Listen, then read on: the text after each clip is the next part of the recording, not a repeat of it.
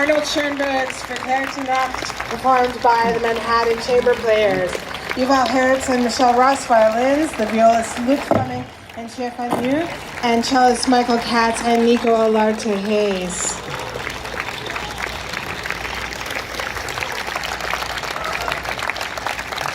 Really magical music for a magical Saturday night at Bryant Park. And in just a moment, I'll be joined briefly by Luc Fleming to talk about their performance that we just heard and the juxtaposition of music by Derek Bermel and Schoenberg that we just heard. And if you're just joining us as the night cools down a little bit, this is the Intersect Festival at Bryant Park. It's a celebration of the intersections and energies and interactions between contemporary classical music and, at this point, classical music more than a century old, and also jazz and all kinds of other genres. And in fact, even its interaction with hip-hop that we're going to hear very shortly with Derek Bermel as the stage changes over.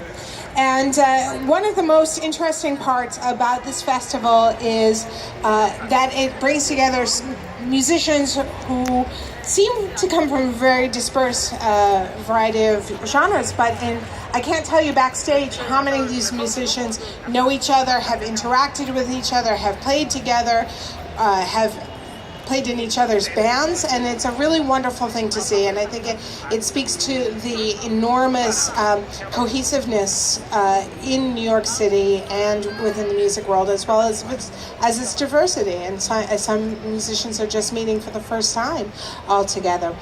If you're enjoying what you're hearing, please consider availing yourself of the CDs for sale by various musicians performing tonight in the southeast corner of the lawn. There are tents and there are CDs for sale. It's a really great and very tangible way to support the musicians whose music you're enjoying this evening.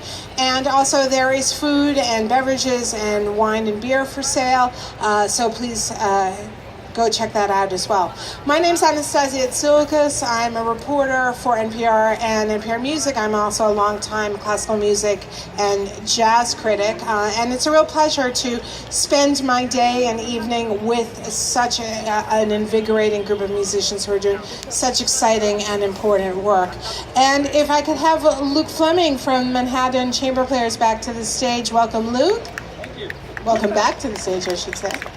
Yeah, we can sit. It's up to you. We're actually going to have one microphone.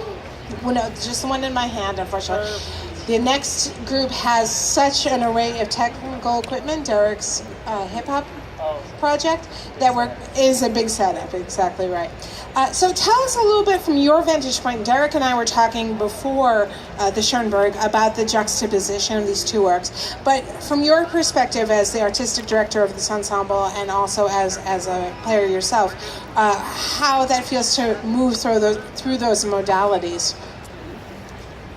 Well, I think that, in the classical music world, we kind of credit Schoenberg with being the composer that moved us out of tonality. If you listen to a lot of 20th century music, you notice that generally tonality is a question, it's at least a question for the composer. I think in the case of the piece by Bermel, there are many moments in it that were very tonal. And by tonal, I mean it sounds as though the notes are lining up like a beautiful chord on the piano or something like that.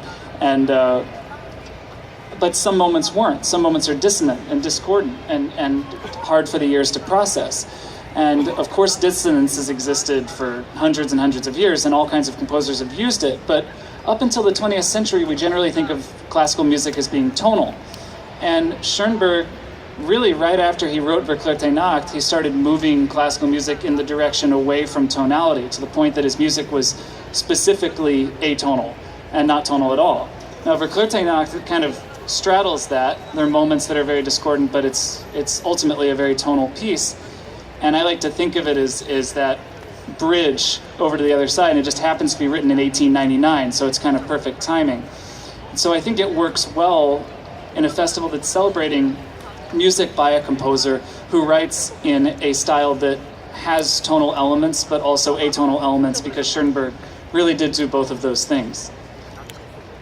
Right, and that was such the time of Schoenberg, it was such a time of great uncertainty and and we were talking earlier with Derek about sort of cultural uncertainty, political uncertainty, but as you're pointing out, it's a question of when there was a real shift, abrupt shift musically as well, in some cases abrupt, and so there's more gradual, but it was a time in which things felt like there was a revolution afoot in a lot of ways, and I not to be too simplistic about it, but it feels similar now.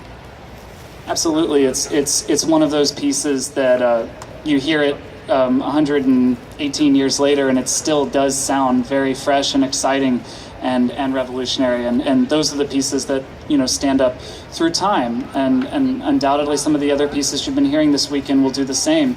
Many of them, hopefully, and I neglected to mention before that another reason for programming the Schoenberg is just because it's a really good piece, and everyone loves to play it too. I mean, just after the concert, it's a great viola piece. It is. I was being a little selfish, but it's also a great first violin piece. And I was talking to Michelle literally right after we played the show a second ago, and she said, "Thanks for programming this piece. It's my favorite piece in the world." And I think a lot of string players do feel that way about Verklärte Nacht. It's just it's probably one of my top 5, if not my favorite. It's just one of those. And the really amazing thing about it is that Schoenberg was quite young when he wrote it. He was 25.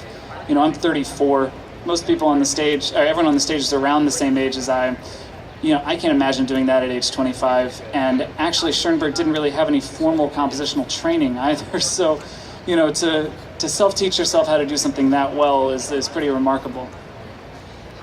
So is contemporary music a real focus for your ensemble, or do you venture more widely?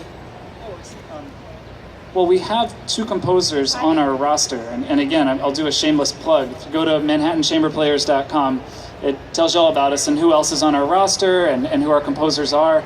Wonderful.